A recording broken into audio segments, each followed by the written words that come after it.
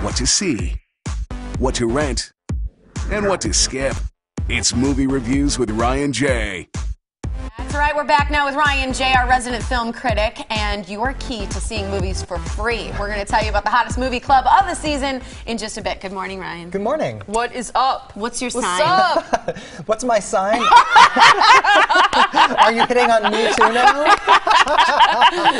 What is your sign? What's your sign? I'm Aquarius. Oh, you're a water sign. Yes, Look at all these water signs. I love it. All right, you want to talk about movies? Please, please.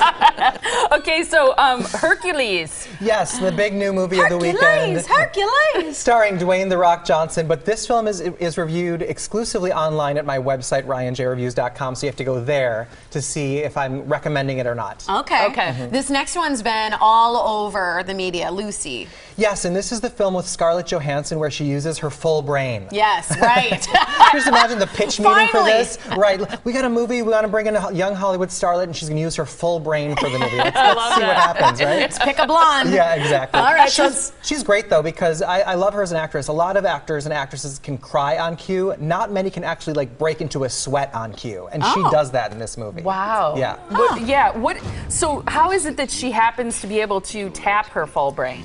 She is sort of kidnapped by some bad guys in this movie who force her to become a drug mule, and the drug that's implanted inside of her body starts to break free and release into her body at such a high dosage that instead of just killing her right away, she gets these superhuman powers by tapping into more of her brain. That's is that what they wild. intended, or is that just an No, accidental it was an side accident. effect? It was an accident. She wasn't supposed to ingest any of this drug, but it happened by accident, so she becomes sort of a superhero. And it's cool. The action's really great.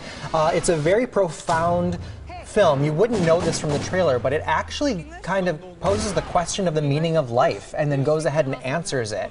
And I loved how deep this movie is and profound. Did you like the editing? Because in action movies, that's a big part of it. It really is. And this movie goes above and beyond just the typical action editing because there's lots of montages with like nature and environments, evolution, lots of energy and effects that are all another layer of how the film kind of has social commentary on, you know, higher brain usage and what's going on spiritually in this film. It's really cool. Is this going to appeal to everyone or just action lovers? I think it's mostly for hardcore science fiction fans because it's very sciencey, but it will make you talk. I recommend this movie. I like that on the way exiting it. This is a see it. You know, on the way exiting the theater with my friends, we were all talking about how deep this was and how this makes you think about life and the answers that are kind of uncovered there. It's a really cool movie. I want to see this one this weekend. Wish I Was Here is rated R. Who else in this? This is co-written by, directed by, and starring Zach Braff, and this is the movie that he crowdfunded last year, made $3 million in like 48 hours. Jeez. Wow. Yeah, and it's his first directorial effort in like 10 years, and he's so good. I'm so impressed by him with this film. So this genre is a dramedy. It is a dramedy,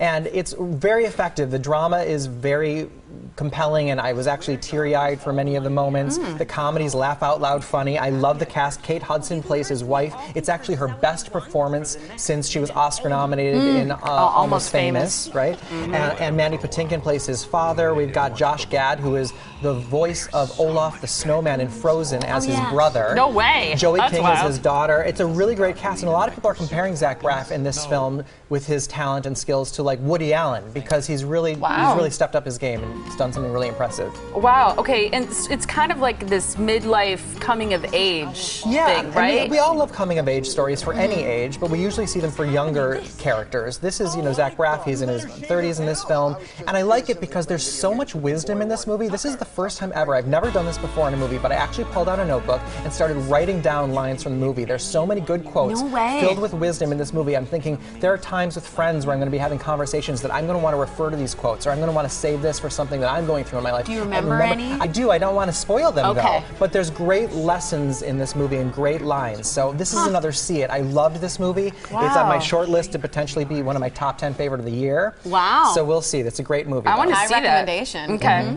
All right, your next one, and so it goes, PG-13. Yeah, this is the romantic dramedy with Michael Douglas and Yes. Diane Keaton. Michael Douglas spending most of the movie doing his best Jack Nicholson in As Good As It Gets impression. You know, very curmudgeonly. Yep. Diane Keaton's great. Who directed this? This is directed by Rob Reiner, and that's important because, you know, he's one of the best directors out there. He did The Princess Bride and When Harry Met Sally and some instantly classic films. So my expectations were very high because of that. And this movie's not as good as those. This is not an instant classic. That's too bad. Yeah, what about the supporting cast? Because, I mean, you got two really big names there. Big names. They're good, too. There's the girl who played Charlotte's mother-in-law in Sex and the City, the character Bunny. She's in this movie, and she's kind of a scene stealer. We also have Andy Carl, who's currently starring on Broadway in the musical Rocky in this film. So it's a good supporting cast. The little girl in the movie is actually really cute, too.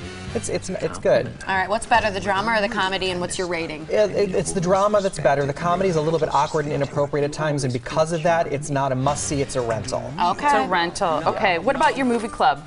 Big one, it's Guardians of the Galaxy. I know so many people are excited, and this one's going to be Wednesday, July 30th. It's next Wednesday, July 30th, and the film's going to be at 7 p.m. You have to arrive by 6:30, and go to my website, ryanjreviews.com, to enter to win. Perfect. All right. You can still like Ryan J on Facebook, follow him on Twitter, and for his full movie reviews, including Hercules, you have to go to his website. It's ryanjreviews.com. Thanks, Ryan. Thank you, too. Have a great weekend. Go water signs. Yay. All right, after